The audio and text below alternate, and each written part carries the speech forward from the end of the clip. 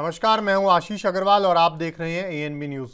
शुरुआत करेंगे जम्मू कश्मीर से। आर्टिकल 370 हटाने के फैसले को चुनौती देने वाली 20 से ज़्यादा याचिकाओं की सुनवाई आज सुप्रीम कोर्ट करेगा।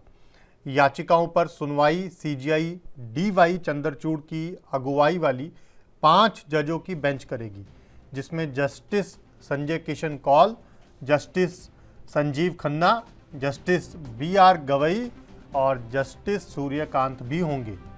केंद्र सरकार ने 5 अगस्त 2019 को जम्मू कश्मीर से आर्टिकल 370 हटा दिया था।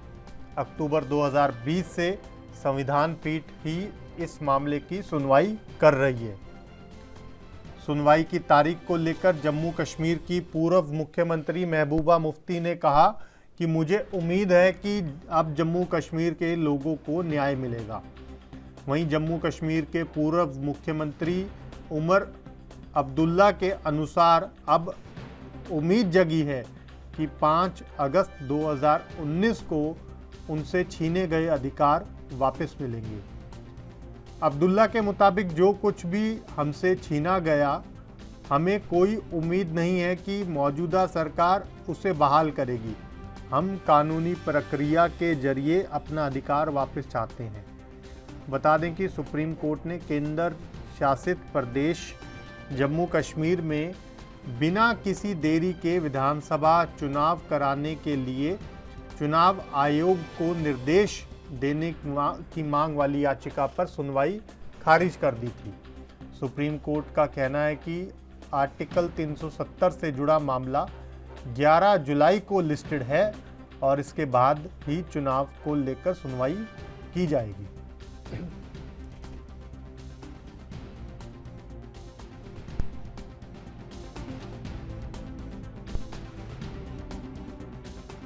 इसी बड़ी खबर पर रविंदर श्रीवास्तव हमारे साथ जुड़ गए हैं। रविंदर, आज सुप्रीम कोर्ट में चीफ जस्टिस ऑफ इंडिया की अगुवाई में 5 जजों की बेंच आर्टिकल 370 हटाने के फैसले को चुनौती देने वाली 20 से ज़्यादा याचिकाओं पर सुनवाई करेगी। लेकिन इससे पहले जम्मू कश्मीर में सुरक्षा व्यवस्था को लेकर किस तरह की हलचल देखने को मिल रही है? देखिए, सुरक्षा व्यवस्था जो है वो काफी चाक चौबंद है। हालांकि अमरनाथ यात्रा चल रही है और इस दौरान आतंकी छाया भी जो है वो बरकरार है। इसको लेकर कहीं ना कहीं सुरक्षा जो है वो काफी पुख्ता है। हालांकि कल ही हुर्रियत को एक बार फिर से जिंदा करने की कोशिश जो है वो की गई पाकिस्तान के इशारे पर, और एक होटल में बैठक कर रहे थे। उस समय उन लोगों को हिरासत में लिया गया। धारा 370 के बाद कहा जाए तो जम्मू कश्मीर में, खास करके कश्मीर घाटी के अंदर जो विकास है वो काफी ज्यादा हुआ है। विकास इस समय बयार जो है विकास की वो बह रही है। लगातार कार्य किए जा रहे हैं और खास करके कहा जाए जो 370 टूटने से पहले जम्मू कश्मीर था, आए दिन पत्थरबाजी होती थी, राष्ट्र विरोधी नारेबाजी होती थी, आर्मी कोड एक्ट के नारे लगते थे और आतंकवादियों का साथ दिया जाता था। और खास करके जो नेता हैं, कश्मीर केंद्रित पार्टियां हैं, वो पाकिस्तान का राग आलापती रही हैं। और आज 370 हटने के बाद जब कहा जाए जम्मू कश्मीर में तो काफी ज्यादा विकास जो है वो हो रहा है। पर्यटन के हिसाब से देखा जाए तो काफी ज्यादा पर्यटक जो है वो करीब 1 करोड़ के करीब पर्यटक जो है उन्होंने कश्मीर घाटी का रुख किया है। यही सब चीजें लेकर केंद्र सरकार जो है वो अब सुप्रीम कोर्ट में जाएगी। हालांकि जो 370 वापस बहाल करने के लिए याचिका दायर की गई है उस पर आज सुनवाई होनी है, लेकिन केंद्र सरकार इन सब चीजों को लेकर सुप्रीम कोर्ट जाएगी और अपनी तरफ से ये सारी चीजें रखेगी। और देखा जाए तो जम्मू कश्मीर के अंदर वाकई में जब से धारा 370 टूटी है उसके बाद से विकास और खास करके जो युवा है वो उनकी सोच में कहीं ना कहीं एक परिवर्तन जरूर देखा जा रहा है। अब युवा भी जो है वो भी आतंकवाद की राह पर नहीं जाना चाहता है और जो है आतंकी बने हुए हैं उनको जल्द ही खत्म किया जा रहा है। लेकिन पाकिस्तान की तरफ से कोशिशें हमेशा जारी जाती हैं और 370 टूटने से पहले यही सब चीजें जो है वो नजर आती थी। आए दिन हुर्रियत जो है वो कश्मीर बंद की कॉल देती थी, जिससे काफी ज्यादा नुकसान होता था। जी। आम पब्लिक जो है उसके हाथ में कुछ नहीं था, और खुद हुर्रियत कॉन्फ्रेंस के जो बच्चे हैं या हुर्रियत कॉन्फ्रेंस के जो लीडरों के बच्चे हैं वो बाहर विदेशों में पढ़ते थे, लेकिन जो जम्मू कश्मीर का यूथ था उनके हाथ में पत्थर थमा दिया था। लेकिन कश्मीर केंद्रित पार्टियां जो हैं उनकी कहीं ना कहीं रोटियां नहीं सिक रही हैं, और यही वजह है कि उन्होंने एक हल्फनामा जो है वो याचिका जो है वो सुप्रीम कोर्ट में दायर की है, और उस याचिका में आज जो है वो फैसला होना है, उसमें सुनवाई जो है होगी, और केंद्र सरकार जो है अपनी तरफ से ये सब चीजें रखेगी। और कहा कि उसमें आतंकवाद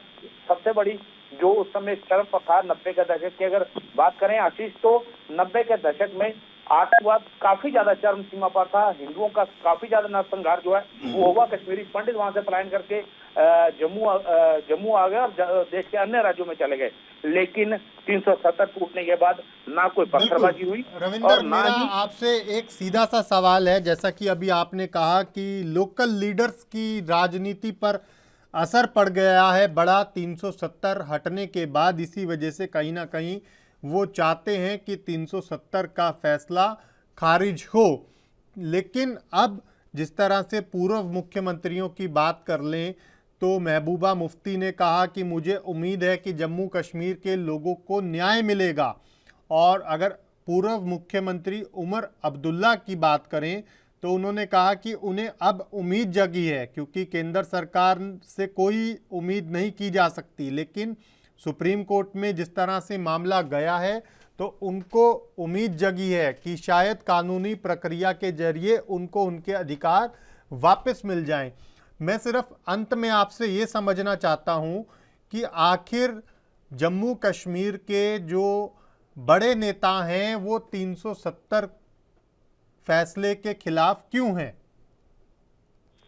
देखिए आशीष, सबसे बड़ी वजह ये है कि उनकी 370 के चलते जो राजनीतिक रोटियां सिकती थी वो नहीं है। हालांकि जब भारत से जब ये आर्टिकल लगा था, जब जम्मू कश्मीर का विलय भारत के साथ हुआ था, तो उस समय इसका विरोध जो है वो हुआ था। श्यामा प्रसाद मुखर्जी जो है उन्होंने कहा था कि इस धारा को लगाने का क्या फायदा है, और उसी के चलते उनकी शहादत भी हुई थी।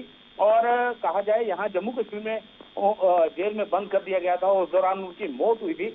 और कहीं ना कहीं शुरू से लेकर शेख अब्दुल्ला के टाइम से लेकर अब तक 370 को ही मुद्दा बनाकर ये कश्मीरी लीडर जो हैं ये केंद्र सरकार से मोटा मुनाफा, मोटा पैसा लेते रहे। और हालांकि केंद्र सरकार ने दिल खोलकर पैसे दिए, चाहे केंद्र सरकार में किसी की भी सरकार रही हो, लेकिन इन लोगों ने अपने राजनीतिक फायदे के लिए कहीं ना कहीं आम लोगों को बेवकूफ बना रखा, और आम लोग जो है ये चीज नहीं समझ पाए। लेकिन अब धारा 370 टूटने के बाद उनके समझ में आया है कि जो धारा 370 लगाई गई थी वो उसको लगाई भी इस वजह से थी ताकि यहाँ के लोगों के हकूक बने रहें।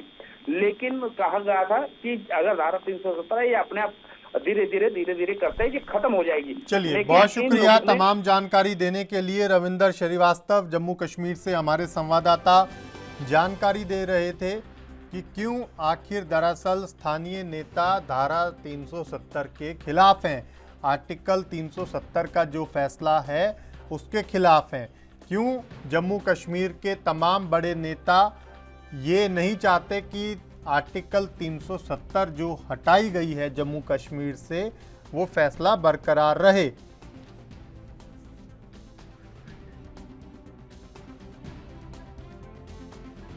आते हैं कि 370 आर्टिकल जो हमारे मुल्क के लोगों ने जम्मू कश्मीर के लोगों के साथ एक वादा किया था, एक कमिटमेंट की थी, ताकि जो जम्मू कश्मीर की एक खुसूसी शिनाख्त है उसको कायम रखा जाए।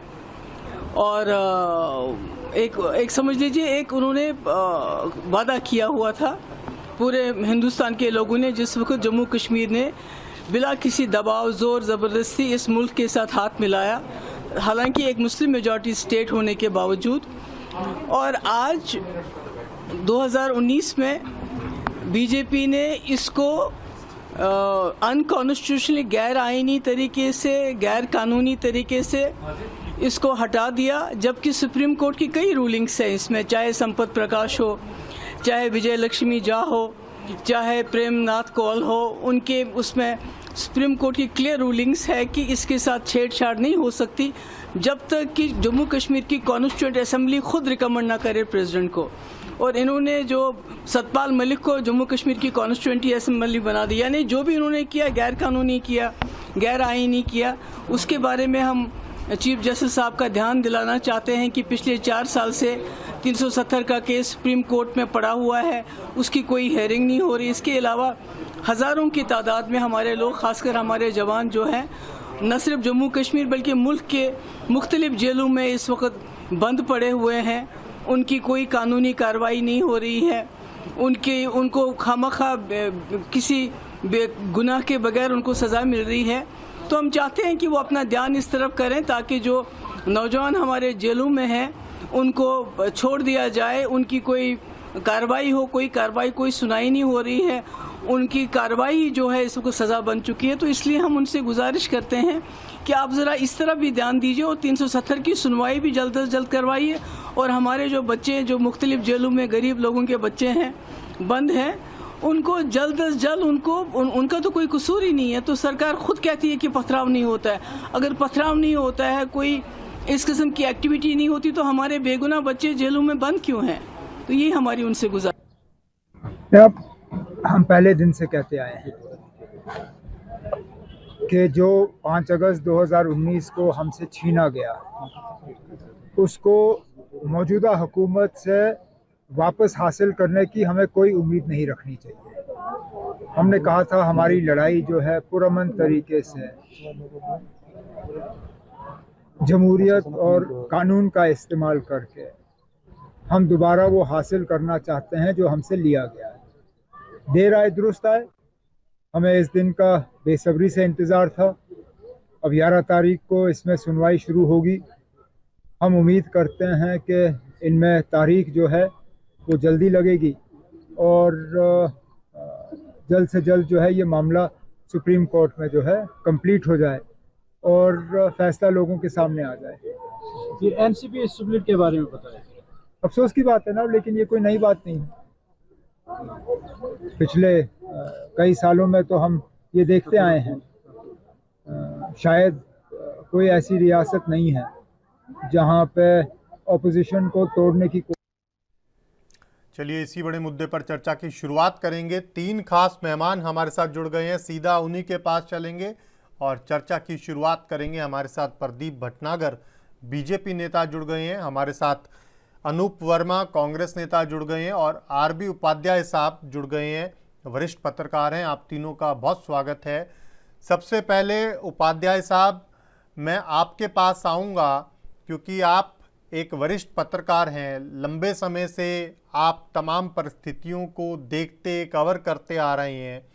धारा 370 हटने से पहले जम्मू कश्मीर में क्या परिस्थितियां थी, आपने वो भी देखी, और धारा 370 के हटने के बाद वहाँ क्या कुछ बड़ा बदलाव हुआ, ये भी आपने देखा।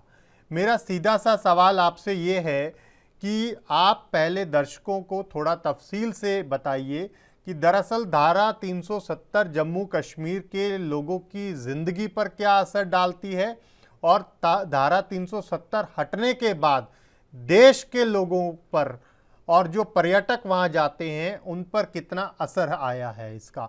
और जम्मू कश्मीर के तमाम नेता, तमाम राजनीतिक दल 370 के फैसले के खिलाफ क्यों हैं?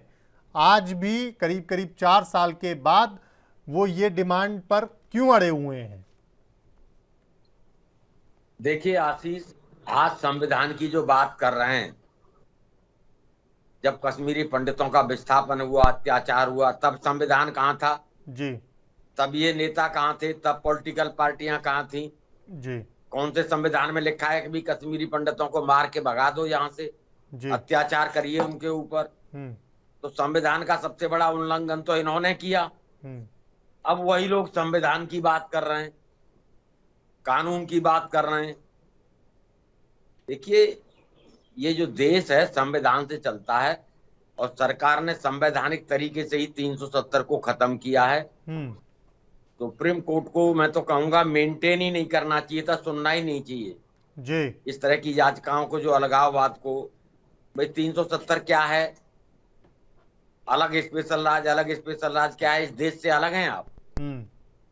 वो अलगाववाद की भावना को पनपाता था और युवाओं को ये लोग बहकाते थे, भड़काते थे, पत्थरबाजी सेना के ऊपर। अरे सेना तो इस देश की थी जी। जब आपको सुप्रीम कोर्ट पर विश्वास और भरोसा है तो आपको सेना पर भरोसा क्यों नहीं था? वही सेना जो आपको बाढ़ आ जाती है उससे बचाती है, आपदा में आपके काम आती है, उस सेना को आप पत्थर बरसा रहे थे जी। तो वहां 370 का जो फायदा है कुछ नेताओं ने उठाया और वो नेता जनता को बरगलाते रहे। और आप देखेंगे जब से 370 हटी है वहां के आवाम को लगने लगा है कि भाई हम भी इस देश का एक अभिन्न अंग हैं और एक जुड़ाव महसूस हुआ है उसी का। महबूबा मुफ्ती कहती थी वहां तिरंगा उठाने वाला नहीं मिलेगा, खून की नदियां बह जाएंगी। अरे तिरंगा इस देश का सम्मान है, जिस देश का आप खाते हैं, कहते हैं ना जिस थाली में खाते हैं उसी में आप छेद कर रहे हैं जी। तो ये ठीक नहीं था और सरकार ने सोच समझ के संवैधानिक तरीके से उसको समाप्त किया है और देश की जनता भी यही चाहती थी और जम्मू कश्मीर का आवाम भी यही चाहता था।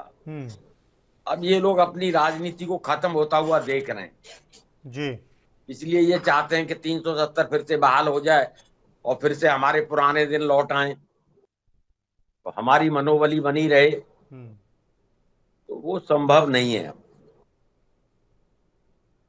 जी आशीष, ठीक है, पुरानी स्थितियां बहाल हों ये संभव नहीं है, ये आप कह रहे हैं। भटनागर साहब, मैं आपके पास आऊंगा। केंद्र में आपकी पार्टी की सरकार है, बड़ा फैसला लिया धारा 370 को हटाकर आपकी पार्टी ने या आपकी पार्टी की सरकार ने, लेकिन सवाल आज भी जम्मू कश्मीर के तमाम बड़े नेता खड़े कर रहे हैं।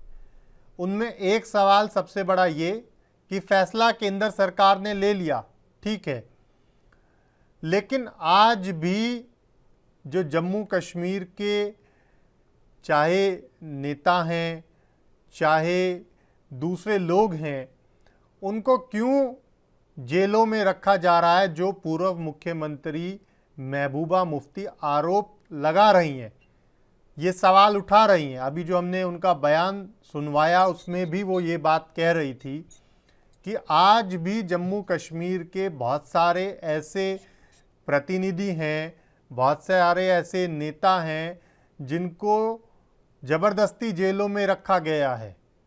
ऐसा क्यों हो रहा है?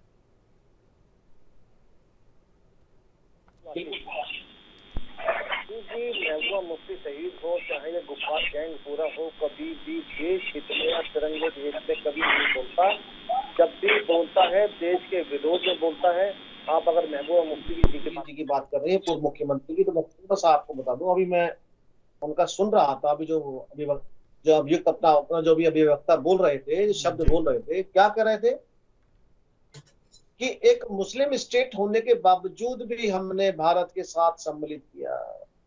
क्या मुख्यमंत्री को इतना नहीं पता कि ये स्टेट किसकी थी, क्या थी, क्या नहीं थी? आप मुस्लिम स्टेट कह रहे हो, वहां पहले मुस्लिम स्टेट नहीं, वो पहले हिंदू स्टेट थी और हिंदू वहां जितने भी थे सब धनवान जमींदार और सब के सब धन पूर्ति वाले लोग थे। ये सब लोग जितने भी हैं ये तो सब वहां कामगार लोग थे, बढ़ई का काम करे सब वो लोग थे। ये चीजें कभी नहीं बोली। एक चीज और उन्होंने बोली, अलग देश अलग मुल्क की बात करी उन्होंने। मुफ्ती जी को थोड़ा संज्ञान होना चाहिए कि आपको जो फ्री का आटा, फ्री की दाल जो भारत सरकार से मिल रही थी वो बंद हो गई। तो दर्द ये है कि जो रोजी रोटी बंद हो गई, जो आना, जो फ्री का जो टैक्स का पैसा जो जम्मू कश्मीर के नेता खाया करते थे वो बंद हो गई। समस्या सबसे बड़ी है यार। तो वही लोग है कि कहते थे खून की नदियां बह जाएंगी। ये किनके खून की नदियां बहाना चाहते थे? थोड़ा सीधी तो बता दो। शब्बीर मारे गए, जो थे शब्बीर शाह जो मारे गए, कौन थे वो और क्यों मार दिया गया, उसके बारे में कभी बोला?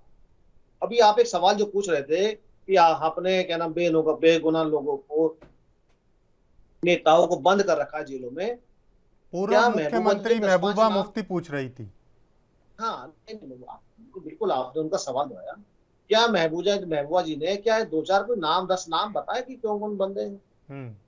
क्या उन्होंने ये बताया कि हमारे को और पूरे गफ्फार गैंग जो भी है, बदनाम गैंग जो है पूरा जम्मू कश्मीर में, अलगाववादियों को, आतंकवादियों को फंडिंग देना और करवाना, पाकिस्तान के मित्र नेता जो जम्मू कश्मीर में रहते हैं, क्या उन्होंने बताया कि आपको नजरबंद क्यों कर दिया गया? जम्मू कश्मीर की शांति के लिए। ठीक है, मैं आऊंगा आपके पास। फिलहाल मुझे एक छोटे से ब्रेक के लिए रुकना है, छोटा सा ब्रेक, जल्द लौट रही हैं।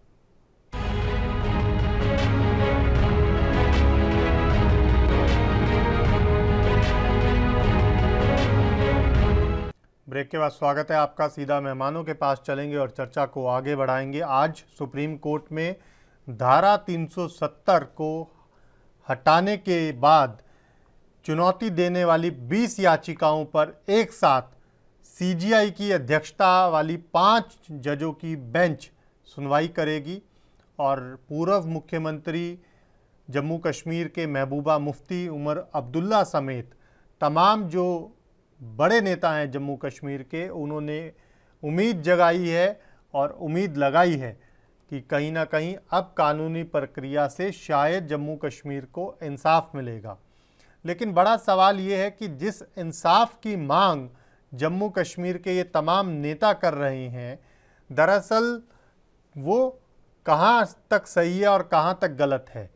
क्योंकि एक और, जब बार बार केंद्र सरकार ये कह रही है कि धारा 370 हटने के बाद जम्मू कश्मीर के लोगों को इंसाफ मिला है, न्याय मिला है, जम्मू कश्मीर की आवाम अब वहाँ पर अपने आप को सुरक्षित महसूस करती है, तो ऐसे कई सवाल बड़े खड़े हो जाते हैं।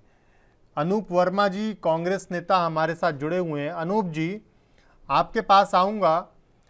उमर अब्दुल्ला साहब आपकी पार्टी और उमर अब्दुल्ला की पार्टी अलायंस पार्टनर रही हैं, सरकार रही है आपकी साथ में, उमर अब्दुल्ला मुख्यमंत्री थे उस वक्त के। लेकिन अब कांग्रेस का क्या इसमें रुख है, ये बड़ा सवाल है, क्योंकि देश भी जानना चाहता है। और कहाँ तक सही और कहाँ तक गलत मानते हैं आप ये जो बार बार जम्मू कश्मीर के नेता, चाहे महबूबा मुफ्ती की बात कर लीजिए, आप उमर अब्दुल्ला की बात कर लीजिए, जो ये मांग उठा रहे हैं?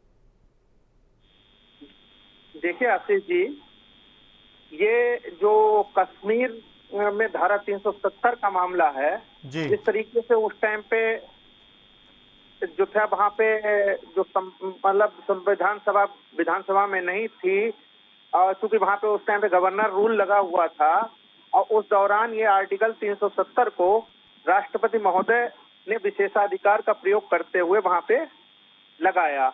तो उसमें कुछ लोगों ने अपनी पिटीशन जो है माननीय सुप्रीम कोर्ट के समक्ष रखी है। ठीक है, जिन उद्देश्यों को लेकर धारा 370 लगाई गई, 2000 हटाई गई वहां से 2019 में इस सरकार के द्वारा, तो वो परिस्थितियां आज भी वैसी ही हैं, बल्कि नफरत की जो है स्थिति बढ़ गई है। आपने देखा होगा और देश ने देखा कि किस तरीके से धारा 370 हटने के बाद कश्मीरी पंडितों का वहां पे विस्थापन हुआ। आखिर ये चीज जो थी वहां पे अमन चैन लाने के लिए की गई। वहां पे आज की डेट में भी लोगों का जो मूवमेंट था, जो लोगों का जाना था, वो वहां पे कम हो गया, जिससे वहां पे व्यापार प्रभावित हुआ, अमन चैन प्रभावित हुआ। और जो इसमें चूंकि ये प्रकरण माननीय उच्च न्यायालय, सर्वोच्च न्यायालय के समक्ष इस टाइम पे आज से सुनवाई उस पर शुरू हो रही है, तो इसमें जो है जो भी एक बेंच का गठन किया गया, मुझे विश्वास है वो दोनों सारे पक्षों का की भावनाओं को समझते हुए जो ये निर्णय लेगी वो उचित होगा, न्याय संगत होगा, और हम सभी लोग उसका जो है सुप्रीम कोर्ट के निर्णय को लेने का पूरा देश जो है बाध्य होगा। लेकिन जिस तरीके से इन लोगों ने ये आर्गुमेंट दिया, वो ऐसा कुछ भी नहीं हुआ। वहाँ पे जो है जो इस तरीके से वहाँ पे जिस टाइम पे रियासतों का विलय हो रहा था, रियासतों के विलय के समय की परिस्थितियां के आधार पर वहाँ पे जो व्यवस्था बनाई गई थी, जिस टाइम पे धारा 370 हटाई गई, तो वहाँ की संवैधानिक विधानसभा को विश्वास में लेने की आवश्यकता थी, जिसको नहीं लिया गया, तो उस टाइम गवर्नर रूल चल रहा था।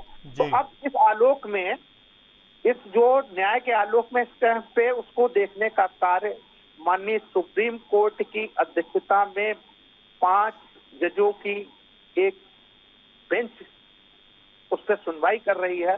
तो हम लोगों को तो हमारा पक्ष यही है कि हमें उस कार्रवाई को देखना चाहिए और वो सभी बिंदुओं पे गहनता से विचार करेगी। जहां तक हमारी पार्टी का विषय रहा है, हमारी पार्टी ने समय समय पर पार्लियामेंट में, हमारी पार्टी के नेताओं ने उस टाइम श्री अधीर रंजन चौधरी, मनीष तिवारी जी और वरिष्ठ नेताओं ने भी समय समय पर इसमें पार्लियामेंट में भी अपना विचार दिया है। चलिए, तो हम ठीक है, कांग्रेस पार्टी की विचार के साथ पूरी तरीके से ठीक है। मुझे एक छोटे से ब्रेक के लिए रुकना है, एक छोटा सा ब्रेक, जल्द लौट रहे हैं।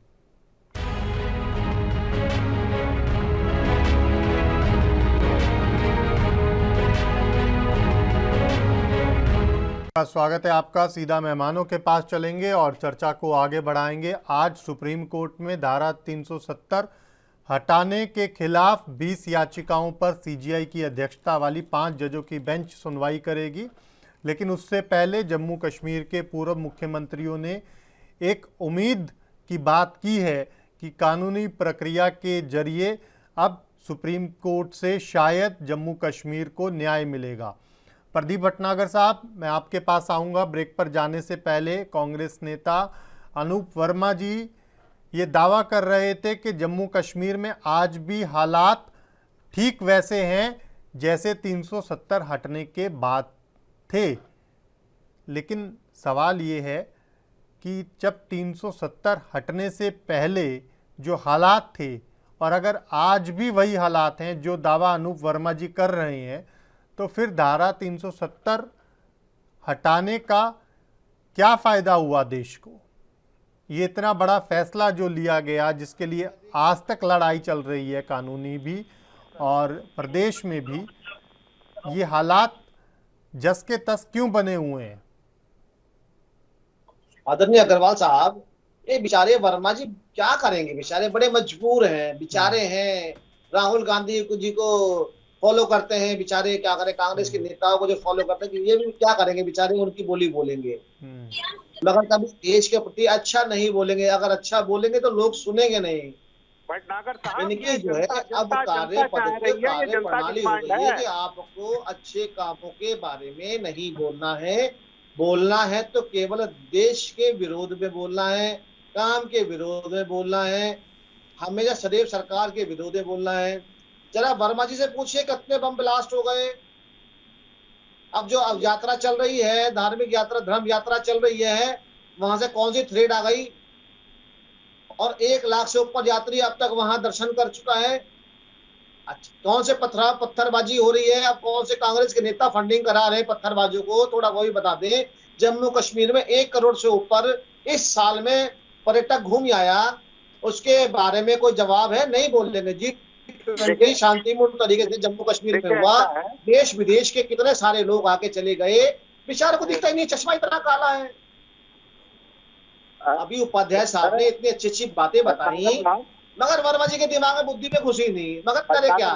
जो बेचारे श्री राहुल गांधी जी का हाल है वैसे इन कांग्रेस नेताओं का हाल है, क्योंकि वक्तव्य अलग दे नहीं सकते। अगर अलग बोलेंगे तो सुनेगा नहीं कोई ने। इन्हें सदैव विरोध में बोलना है। ये वही लोग हैं जो मैनिफेस्टो में धारा 370 की बात कर रहे थे कि धारा 370 लाएंगे। ये कहाँ अच्छे कामों में आना चाहते हैं? जो देश के विरोध और देश हित में कभी काम नहीं करा, जो चाइना से फंडिंग आता है, बेचारों के घर में आटा चाइना से आता हो, गांधी परिवार के, वो देश हित में कैसे बोलेगा? ठीक है, आज ठीक है, वर्ष में मैं खत्म कर रहा हूँ, मैं तुरंत खत्म करूँ, लास्ट आ रहा हूँ अनूप जी, एक बार खत्म कर रहे हैं भटनागर जी, इसके बाद आप ही के पास आ रहा हूँ। इस सरकार को 10 वर्ष होने जा रहे हैं।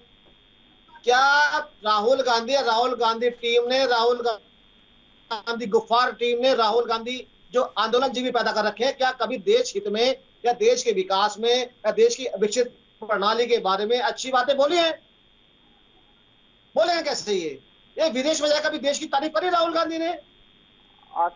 ठीक तो है, दुकान बिचारों की ठीक है मोहब्बत की भटनागर दुकान साहब, है। आऊंगा मैं अब आपके पास। अनूप जी कुछ कहना चाह रहे हैं। अनूप जी।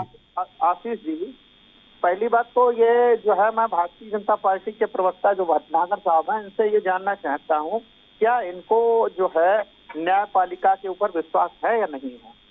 पहली बात तो ये। तो दूसरी लगता है बात, आपको विश्वास नहीं है। कांग्रेस पार्टी ने हमेशा देश को आपको जोड़ने विश्वास को, नहीं है। आपसी सौहार्द बढ़ाने के ऊपर, आपसी भाईचारा कायम रखने के ऊपर हमेशा आप ये हमारी बताइए वर्मा जी, राजनीति क्या आप करते हैं धारा हम लोग। 370 हटने के आप हम विरोध लोग में लोगों हैं को भड़का या के समर्थन राजनीति में नहीं हैं? करते हैं। पहले आप कांग्रेस स्टैंड पार्टी क्लियर ने कर दीजिए यहाँ कभी पे। भी, और रही बात ये आज जो राष्ट्रवाद की बात आशीष करते जी हैं, पूछ लीजिए उनके पास कि धारा कोई ऐसा 370 विरोध में कोई हटाने ठीक के है, आप एक बार या सुन कुछ लीजिए, चाहिए? मैं सवाल ले लूंगा उनसे। जी, इनके ठीक। पास कोई ऐसा नेता नहीं होगा जिसका देश की उसमें कुर्बानी में, देश की आजादी में कोई योगदान हो, और वो लोग आज राष्ट्रवाद की बात कर रहे हैं। तो ये बड़ा सोचनीय विषय है। ये पहले अपनी स्थिति स्पष्ट करें, क्या इनको न्यायपालिका के ऊपर विश्वास है या नहीं है? जो इन्होंने मतलब जो रूलिंग देख के आए, ठीक है, आज उस तरीके से चल रहा है, आम जनता महसूस कर रही है कि कोई ऐसा नहीं हुआ। आखिर सुनियोजित अटैक जब वहां पुलवामा में शहीद होते हैं, पुलवामा के लिए लोग अपनी इस जो उसके एयरलिफ्टिंग की डिमांड की जाती है, आखिर उसको क्यों रिजेक्ट किया जाता है? आखिर उसका जिम्मेदार कौन है? क्या ये केंद्र सरकार जिम्मेदारी क्यों नहीं ले रही उस बात की? ठीक है उपाध्याय साहब, मैं आपके पास आऊंगा। जम्मू कश्मीर के पूर्व मुख्यमंत्री अपने बयानों में लगातार एक बात कह रहे हैं और ये दावा कर रहे हैं कि जो धारा 370 हटाने का फैसला है वो जम्मू कश्मीर विधानसभा की सहमति के बिना नहीं लिया जा सकता था, लेकिन केंद्र सरकार ने ऐसा ना करके नियमों को ताक पर रख के धारा 370 को हटाने का फैसला ले लिया। अब मामला क्योंकि सुप्रीम कोर्ट में है, कानून के अनुसार प्रक्रिया आगे बढ़ेगी। क्या लग रहा है आपको, जो तर्क जम्मू कश्मीर के पूर्व मुख्यमंत्री लगातार मीडिया में और सुप्रीम कोर्ट में जितनी भी याचिकाओं में देने की कोशिश की जा रही है याचिकाकर्ताओं द्वारा, क्या ये जो आधार है ये सुप्रीम कोर्ट में ठहर पाएगा? और दूसरा, जो बात कांग्रेस नेता कर रहे हैं कि आज भी परिस्थितियां ठीक वैसी हैं जैसी धारा 370 हटने से पहले थी, तो आप इस बात से कहां तक सहमत हैं? क्या कहेंगे इन दोनों बातों पर? देखिए, पहली बात तो ये है कि जो कह रहे हैं कि भी परिस्थितियां वैसी नहीं है, तो वो साफ कहें कि भी धारा 370 दोबारा बहाल कर दी जाए, क्यों नहीं कह रहे हैं? और अनूप वर्मा जी भूल जाते हैं ये देश संविधान से चलता है और देश हित सर्वोपरि होता है। आप अगर ये बोलेंगे तो यहाँ की जो भारत की जनता है वो आप देगी, और शायद इसीलिए आप खुलकर ये नहीं कह रहे हैं कि धारा 370 बहाल की। ये हालात जो भी हैं पहले से सुधार है। पहले पत्थर मारे जाते थे सेना को, क्या आज मारे जा रहे हैं? क्या सेना पर पत्थरबाजी हो रही है? मुझे तो नहीं लगा, मुझे तो कोई ऐसी खबर दिखाई नहीं दी। अनूप वर्मा जी को दिखाई दी होगी कि हालात वैसे ही हैं। अरे जैसे हालात थे उनमें सुधार आएगा। एक राष्ट्रीयता और एक अखंडता, उसके प्रति जो वहां युवा है उसकी सोच बदलेगी। अभी तक वो सोचता था कि हम अलग हैं, भारत की सेना, वो ये नहीं कहते थे हमारी सेना। तो वो जो एक माइंड सेट था उसमें बदलाव आएगा। अब वो बदलाव एक दिन में तो आ नहीं सकता। वो सांप्रदायिक सौहार्द की बात कर रहे थे वर्मा जी। अरे जब कश्मीरी पंडितों को मारा जा रहा था, काटा जा रहा था, वहां से भगाया गया, तब कहाँ था वो सांप्रदायिक सौहार्द? सरकार ने अभी, आप कह रहे हैं कि कांग्रेस वहां सांप्रदायिक सौहार्द बना रही थी। हुआ वो क्यों हुआ? आखिर कश्मीरी पंडित धरना देने के लिए क्यों विवश हुए? कहा उन्होंने, कहा वो सांप्रदायिक सौहार्द की वजह से नहीं रह सकते। क्यों कहा? अरे भाई सांप्रदायिक सौहार्द आप बढ़ा रहे थे। ठीक है अनूप जी, बीच में नहीं, मैं आपके पास आऊंगा, पूरा मौका दूंगा आपको आपकी बात रखने का। बीच में ऐसे अच्छा नहीं है, जिम्मेदार प्रवक्ता होने का परिचय दीजिए। एक बार बात पूरी हो जाए उपाध्याय साहब की, फिर मैं कश्मीरी आपके पास पंडितों आऊंगा। पर कश्मीरी पंडितों पर अत्याचार होता है, वहां से विस्थापन होता है, और आप सांप्रदायिक सौहार्द की बात करते हैं। वहां पर सांप्रदायिक सौहार्द बढ़ा रहे थे, कहां बढ़ा रहे थे? और अगर बढ़ा रहे थे तो कश्मीरी पंडितों पर अत्याचार क्यों हो रहा था? और आज जो संविधान की बात कर रहे हैं, उस समय संविधान की बात क्यों नहीं कर रहे थे? देखिए, कुछ नहीं है, राष्ट्र सर्वोपरि है, और राष्ट्र हित में किसी को कोई मैं कहता हूं चूक नहीं करनी चाहिए। देश का हर नागरिक ये चाहता है, जम्मू कश्मीर इस देश का अभिन्न अंग है, और वहां जो गलतफहमी पाल रखी थी कि भाई कश्मीर आजाद है, हम पाकिस्तान के साथ हैं, पैसा यहां से जाएगा, रक्षा हम करेंगे, राशन यहां का खाएंगे, और फिर भी आप स्वतंत्र हैं, फिर भी आप पाकिस्तान के गुण गाएंगे। तो जो भारत का आवाम था वो आहत था इस बात से, वो चाहता था कि उसका विशेष दर्जा खत्म किया जाए। उस विशेष दर्जा का सहारा लेकर वहां कुछ लोग अपनी राजनीति कर रहे थे, वो ठीक नहीं था, वो देश हित में नहीं था। राष्ट्र हित सर्वोपरि होना चाहिए। अगर राष्ट्र है तो हम हैं, और जम्मू कश्मीर को भी और वहां के आवाम को भी ये समझना होगा कि हमारे हित भारत के साथ हैं। अब वहां युवाओं में वो फीलिंग आ रही है, और वो अच्छा संकेत है। जो अलगाववाद की भावना थी वो खत्म होनी चाहिए, और वो एक दिन में खत्म नहीं होगी। धीरे धीरे उन माइंडसेट बदलेगा। वहां जो कर्मचारी हैं वो अब जम्मू कश्मीर के नहीं, केंद्र के कर्मचारी होंगे। जब वहां पर भी केंद्र शासित प्रदेश हो गया तो वो भी, उनको भी अच्छा लगा कि उनकी सैलरी बढ़ी, और उनको भी ये लगने लगा कि भाई हम भारत का जो केंद्र सरकार है उसके कर्मचारी हैं जी। तो उनसे जाके पूछिए ना, वो तो कहते हैं अच्छा हुआ 370 खत्म हो गई।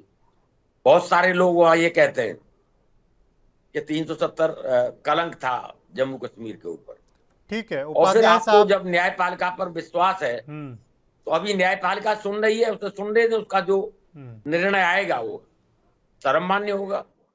ठीक है उपाध्याय साहब, जो दूसरा सवाल था मेरा कि जम्मू कश्मीर विधानसभा की सहमति के बिना या अनुशंसा के बिना ये धारा 370 जो हटाई गई है, ये केंद्र सरकार ने सही फैसला नहीं लिया। जम्मू कश्मीर के पूर्व मुख्यमंत्री महबूबा मुफ्ती लगातार इस सवाल को उठा रही हैं, लेकिन कानूनी रूप से अगर बात कर ली जाए तो कहां तक इसको सही माना जाए?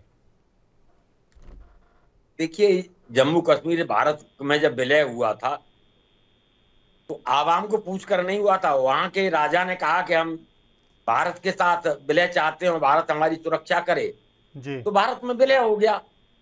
अब देखिए, केंद्र शासित प्रदेश में या किसी भी प्रदेश में चले जाइए तो राज्यपाल मुखिया होता है।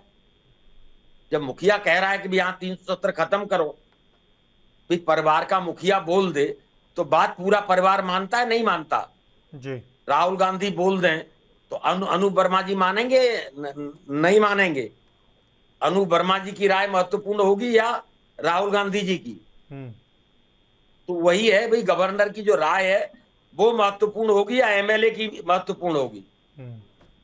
भाई वो भी एक संवैधानिक पद है।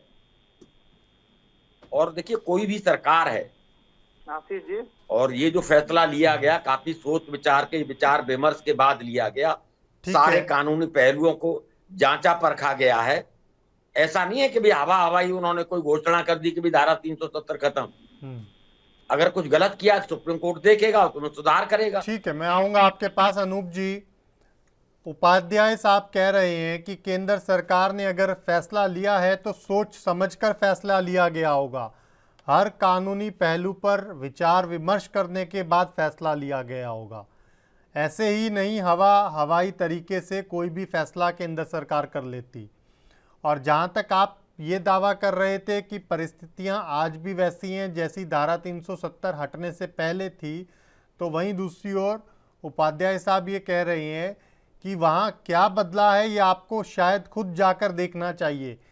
वहाँ के युवाओं की सोच में कितना बड़ा बदलाव है, वहाँ के कर्मचारियों को कितनी बड़ी राहत मिली है, वहाँ की महिलाएं अपने आप को कितना सुरक्षित करती हैं फील। ये आप जब तक जम्मू कश्मीर में खुद जाकर परिस्थितियों को नहीं देखेंगे, नहीं समझेंगे, तब तक शायद इसका अनुमान लगाना मुश्किल है। जी जी जी अनूप जी बोलिए। ये इन्होंने अभी कहा कि ये जो है उसमें जो सरकार ने जो फैसला लिया है उसमें सारे जो है जो कानून के पक्ष हैं उनको दृष्टिगत रखते हुए ही फैसला लिया गया होगा। ठीक, आज जो सुप्रीम कोर्ट ने जब भी कोई याचिका इसे सुनवाई करती है, जब तक उसको सुनवाई के आधार नहीं लगते हैं, कोई तथ्य कायदे का उसमें नहीं नजर आता, तब तक उससे सुनवाई नहीं होती है। बहुत सी याचिकाएं वहां पे जाती हैं जिनको सुप्रीम कोर्ट संज्ञान लेने से पहले ही रिजेक्ट कर देती है कि आपके पास कोई, आज उन्होंने लिया है तो कहीं ना कहीं पे इसके लिए कोई आधार, कुछ बिंदु बन रहे होंगे, तभी सुप्रीम कोर्ट ने इसके लिए एक जो है जो बेंच गठित की गई। ठीक है। और दूसरी चीज जो है, इन्होंने कहा कि आपको वहां जाना होगा, ये इस तरीके का, मैं वहां पे गया हूँ, वहां रहा हूँ, ठीक है, और हमारे नेता भी रहे हैं, ठीक है, और वहां के बारे में वहां के लोगों से भी मिले हैं, वहां के लोगों को भी सुना है। तो ये एक मिसेलेनियस, इसमें मिली जुली प्रक्रियाएं हैं, ठीक है, लेकिन काफी वर्ग ये कहता है कि जो मतलब वहां पे की विधानसभा को का विश्वास लेना चाहिए था।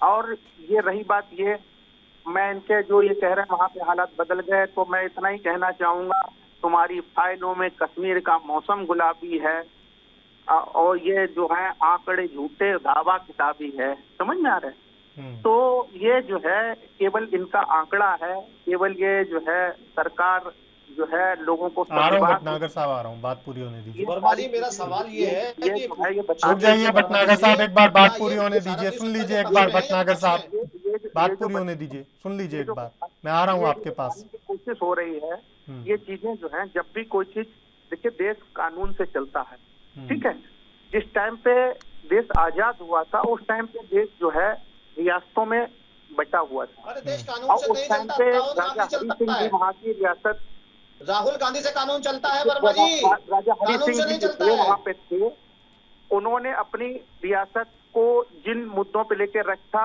विदेशी मामले और संचार के आधार पे विलय किया गया। उसके बाद जब विलय हो गया, उसके बाद वहाँ की विधानसभा, कश्मीर की मैं विधानसभा की बात कर रहा हूँ, 17 अक्टूबर 1949 को एक कानून ये पास किया गया था कि जब भी कोई यहाँ पे कोई चेंजिंग इसमें धारा 370 में अगर आती है, तो यहाँ के द्वारा जब प्रस्ताव पारित हो जाता है उसके बाद ही किया जा सकता है।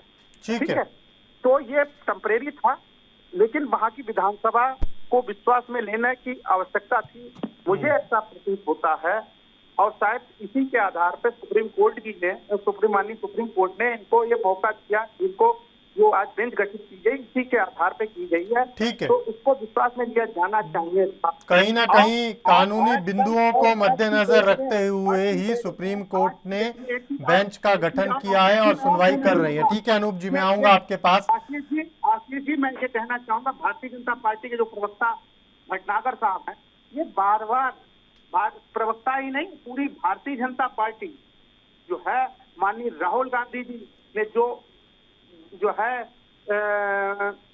जो कश्मीर, कन्याकुमारी से लेकर कश्मीर तक यात्रा की, देश के हालातों को समझने के लिए, देश की जनता को जन जागरण करने के लिए, उससे पूरी तरीके से भारतीय जनता पार्टी बौखला गई है। ठीक है, ठीक है, आऊंगा मैं आपके पास। भटनागर साहब कुछ कहना चाह रहे थे, डर रहे हैं। ठीक है, आप सुन लीजिए वर्मा जी, सुन लीजिए आप।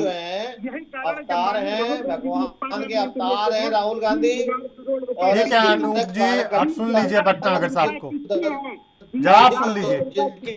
जिस विश्व में सबसे बड़ी संख्या कार्यकर्ता है, हाँ वर्मा जी, बिल्कुल बिल्कुल बिल्कुल संतुलन खो गई थी। ये पूरी भारतीय जनता पार्टी की सरकार अपना संतुलन, ठीक है, आप जवाब सुन लीजिए, भटनागर साहब जवाब दीजिए। आखिर किस कारण से माननीय राहुल गांधी जी द्वारा जो प्रश्न पूछे गए थे पार्लियामेंट में, उनको संसद की कार्यवाही से इन्हें हटाने की आवश्यकता क्यों पड़ी, ये बताने की मतलब ये भारतीय जनता पार्टी के प्रवक्ता बताएं कि आखिर उन प्रश्नों को क्यों पार्लियामेंट की कार्यवाही से हटाया गया। ठीक है, जवाब ले लेते हैं वर्मा जी, आप सुन लीजिए। लगातार बोलने से, चीखने से, चिल्लाने से ऐसे आप जिम्मेदार होने का परिचय नहीं दे रहे। राहुल गांधी जी से घबरा कर जो है उनकी सदस्यता को जो बर्खास्त करने मतलब सदस्यता को छीनने का कार्य किया है, वो भी मामला अब आने वाले समय में माननीय सुप्रीम कोर्ट के समक्ष जाने वाला है। और ये सरकार पूरी तरीके से, पूरी भारतीय जनता पार्टी के लोग जो है अपने ऊपर जो है वो इनका विवेक जो है काम नहीं करना। भटनागर साहब बात रखिए अपनी। तानाशाही का अंत होने वाला है। ये जो है माननीय सुप्रीम कोर्ट इसमें एक महत्वपूर्ण जो है ऐतिहासिक फैसला करेगा।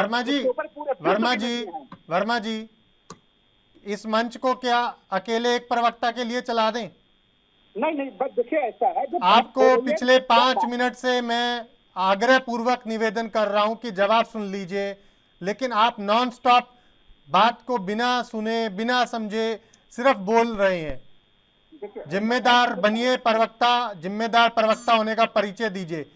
मंच चाहे बीजेपी का अकेला प्रवक्ता हो, चाहे कांग्रेस का हो या कोई और अन्य दल हो, जब आपने सुनने का भी मादा रखिए। ठीक है, आऊंगा मैं आपके पास। भटनागर साहब जवाब दीजिए। आदरणीय आशीष जी, मैंने थोड़ा सा राहुल जी के बारे में जवाब दे दूं। राहुल गांधी पहले आप जम्मू कश्मीर पे जवाब दीजिए। राहुल गांधी पहले थोड़ा भूल रहा हूं मैं, राहुल गांधी जरूरी दे रहा है। राहुल गांधी के बारे में सुनना चाह रहे हैं। राहुल गांधी सबसे बेकार और धिक्कार सांसद थे जो अमेठी से भाग गए और वहां की जनता ने भगा दिया बहुत बुरी तरीके से कि दोबारा पलट के मत आना। पहली चीज। दूसरी चीज, जो ये बात कर रहे हैं पार्लियामेंट में बोलने नहीं दिया था। राहुल गांधी जैसे लोग पार्लियामेंट जैसे मंदिर की मजाक उड़ाते हैं, उन्हें बोलने की ये तमीज नहीं है कि आपको जो समय दिया गया है 40-45 मिनट का, किन विषयों पर बोलना है, किन टॉपिकों पे आप आए हो। भटनागर साहब मर्यादाओं के साथ शब्दों का चयन कीजिए। मैं कोई मर्यादा बोल रहा हूँ, कोई अब शब्द नहीं बोल रहा। मैं इनके सवालों का जवाब दे रहा हूँ। जो सवाल इन्होंने करे मैं उसका जवाब दे रहा हूँ, और मेरा काम है तीतर भीतर ना भागना, सवालों का जवाब देना। और मैं जम्मू कश्मीर पे भी आऊंगा। तो मैं ये बता दूं कि सांसद ही ऐसे लोगों को जरूरत नहीं है सांसद बनने की, जो जनता के प्रति, देश के प्रति जो है जिम्मेदार ना हो, एक जिम्मेदार देश के नागरिक ना हो। ऐसे लोगों को अधिकार नहीं है सांसद बनने का। ऐसे लोगों को अधिकार नहीं सरकारी सुविधाएं मिले, ऐसे लोगों को अधिकार नहीं सरकारी घर मिले। और मैं तो बहुत अच्छा संकेत है और अच्छा शुभ मानता हूं कि अगर लोकसभा अध्यक्ष जी ने उनकी मान्यता समाप्त कर दी, वो बहुत अच्छी बात है। ऐसे लोगों को सांसद बनने के हक नहीं है। ऐसे लोगों को चुनाव लड़ने का भी हक नहीं है जो अपने लोकसभा क्षेत्र छोड़ के भाग जाएं। अब आइए चलते हैं जम्मू कश्मीर पे। ये जम्मू कश्मीर के बारे में इन्होंने एक अच्छी चीज बोली। क्या मैं पुराने इतिहास पे जाऊं कि जवाहरलाल नेहरू जी ने राजा हरि सिंह से काय का बदला लिया? मैं नहीं जाना चाहता उन चीजों पे। जो जम्मू कश्मीर पे जनता पार्टी ने नहीं किया है, वो सबको पता है। सरदार वल्लभ भाई पटेल ने विरोध करा था इस चीज का, जिसने देश को प्रधानमंत्री सुनने का मादा रखिए। मुझे लग रहा है आप पे सुनने की हिम्मत नहीं है। आप में जिस जनता ने और जिस संविधान के आशीष जी कैसे काम चलेगा ऐसे? जिस जनता ने और जिस संविधान के आधार पर। ठीक है भटनागर साहब रुक जाइए एक बार।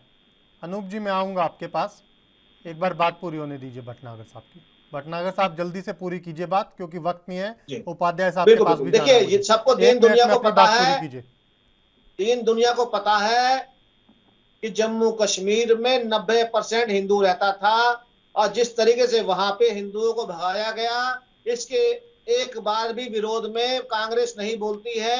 कांग्रेस ने वो गलतियां करी कि जो हमारा कश्मीर पाकिस्तान के पास है उसको वापस लेने की कभी बात नहीं करी, और न ये कभी करते हैं। क्यों? ये लोग, इन लोगों के लिए वहां से आटा आता है खाने के लिए, तो इसलिए उनका कैसे बोलेंगे? वहां से फंडिंग होती है इन लोगों को, तो ये हमेशा उनके विरोध में नहीं बोलते, ये उनके समर्थन में बोलते हैं। आज धारा 370 अगर देश के हित के लिए हटाई गई है तो एक बार नहीं बोल रहे कि नहीं धारा 370 हटाई है, अच्छी बात है। और देखिए, आज पहली बार मैं तो बड़ा नतमस्तक करता हूं आदरणीय उपाध्याय जी को, कम से कम एक बार देश हित में, सरकार हित में अच्छी बातें रखी। और हमें भी अच्छा ज्ञान दिया जम्मू कश्मीर को लेके। जो चीजें कायदे की होनी चाहिए वो बोलनी चाहिए। ठीक है। मुझे उपाध्याय साहब के पास जाना है, लेकिन उससे पहले अनूप जी कुछ कहना चाह रहे हैं। अनूप जी जल्दी से 1 मिनट में अपनी बात रख दीजिए, क्योंकि वक्त का अभाव है आप मेरे पास। देखिए ऐसा है कि राहुल गांधी जी को सांसद भारतीय जनता पार्टी की कृपा दृष्टि पे नहीं बने हैं। राहुल गांधी जी को सांसद जो है देश की जनता ने ही बनाया है। भटनागर साहब रुक जाइए, सुन लीजिए। ये इस तरीके से व्यक्तिगत रूप से ये लोग इनका संतुलन ये पूरी तरीके से खो बैठे हैं। जो चीज है जो कानून की तरीके से चलता है, मुझे पूरा विश्वास है कि जो सुप्रीम कोर्ट की जो पूरा विश्वास है कश्मीर के लोगों को पूरा विश्वास है। ठीक है, मैं आऊंगा आपके पास अनूप जी, वक्त का अभाव है। उपाध्याय साहब फाइनल कमेंट चाहूंगा मैं आपका।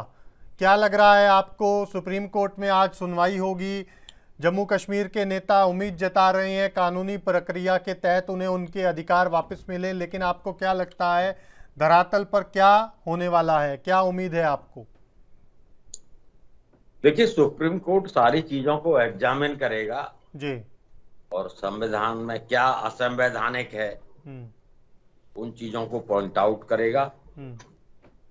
लेकिन सुप्रीम कोर्ट भी इस बात को समझता है कि भाई राष्ट्र हित सर्वोपरि है जी, इसलिए जो फैसला आएगा वो सारी परिस्थितियों को आकलन करने के बाद ही आएगा।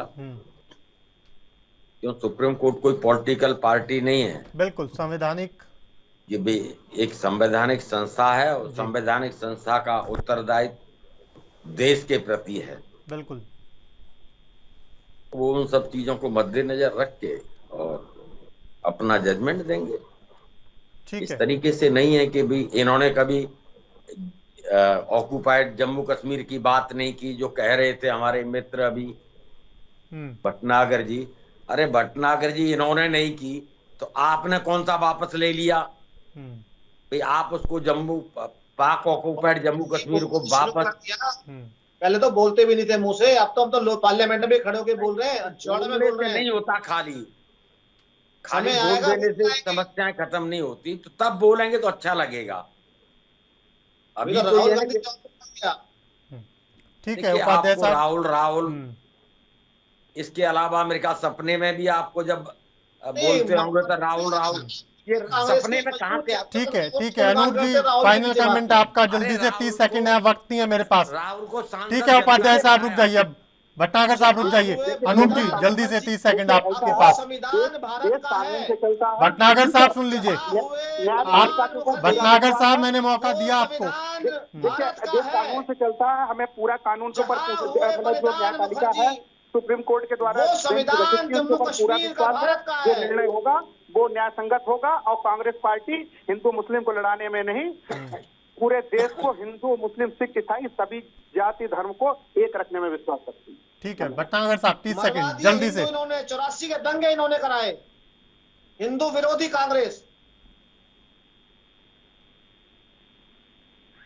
ठीक है, बहुत शुक्रिया आप सभी मेहमानों का हमारे साथ जुड़ने के लिए। वक्त का अभाव है, चर्चा को यहीं विराम देना होगा। अभी के लिए मेरे साथ इतना ही। आप देखते रहिए ANB न्यूज़। नमस्कार।